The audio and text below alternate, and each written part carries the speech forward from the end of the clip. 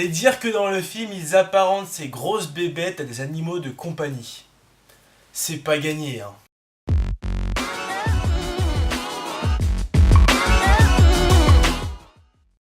Et action! Bonjour à tous et bienvenue sur Media Show pour cette nouvelle Média Critique. Et aujourd'hui, nous allons parler de Jurassic World 2 Fallen Kingdom.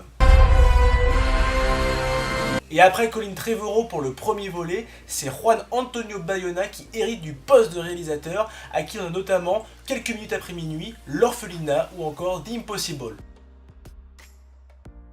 3 ans après le désastre et la fermeture de Jurassic World, le volcan de l'île est en éruption et menace une nouvelle fois l'espèce des dinosaures.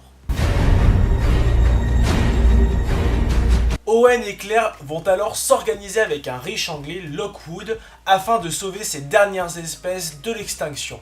Mais ils sont loin de s'imaginer du sort de ces dinosaures. Ils m'ont menti! L'homme qui a prouvé que les raptors peuvent obéir. Vous ne vous êtes jamais demandé combien de millions vaudrait un prédateur dressé?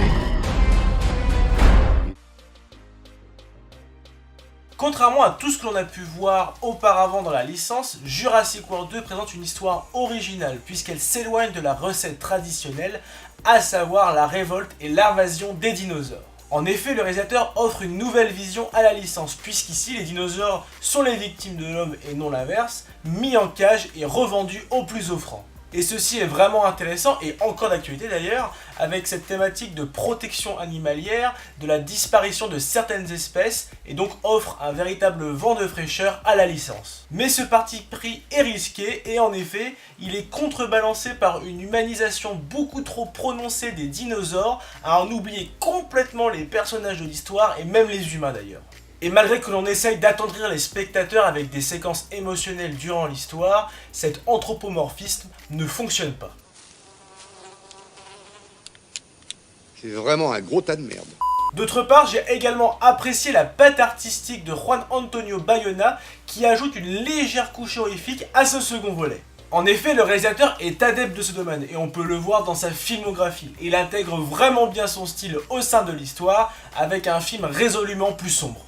Il l'a fait. Il y est arrivé, ce vieux dégénéré.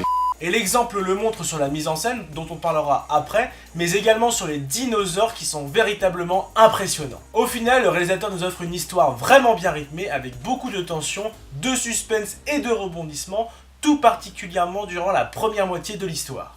En revanche, la seconde moitié est moins bien réussie. Et en effet, comme expliqué précédemment, le sujet abordé est intéressant, mais il est très mal exploité et truffé d'incohérences, surtout en oubliant complètement le développement des personnages.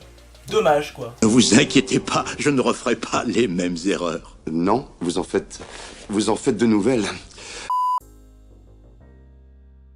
Niveau effets spéciaux, le film assure le spectacle, notamment avec l'explosion du volcan qui est véritablement impressionnante, tout en faisant plaisir avec le retour des animatroniques qui avaient fait la force des premiers films. D'autre part, on notera également l'excellent travail de Bayona sur les lumières et les jeux d'ombre, nous rappelant fortement ses précédents films.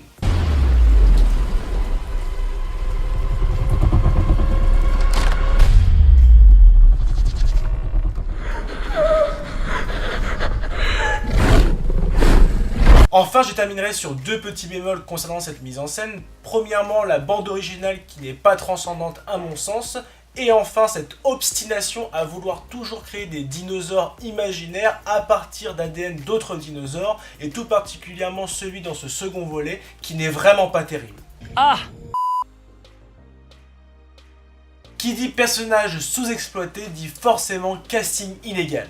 D'un côté, Chris Pratt et Bryce Dallas Howard forment une nouvelle fois un joli duo avec deux interprétations justes, sans oublier Daniela Pineda avec une excellente prestation dans un rôle complètement badass. Mais de l'autre, ça s'arrête là, puisque Rafe Spall en tant que méchant manque clairement de charisme, Justice Smith endosse un rôle complètement ridicule et vraiment inutile, sans oublier Toby Jones qui obtient un rôle secondaire et qui sous-exploite ses talents d'acteur.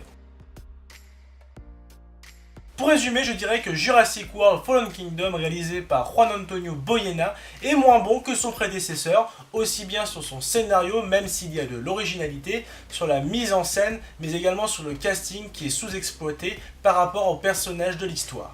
Néanmoins, cela reste un bon divertissement très bien rythmé, avec la patte artistique de Juan Antonio Boyena qui est vraiment agréable à voir. Faites-moi penser à remercier John pour ce charmant week-end.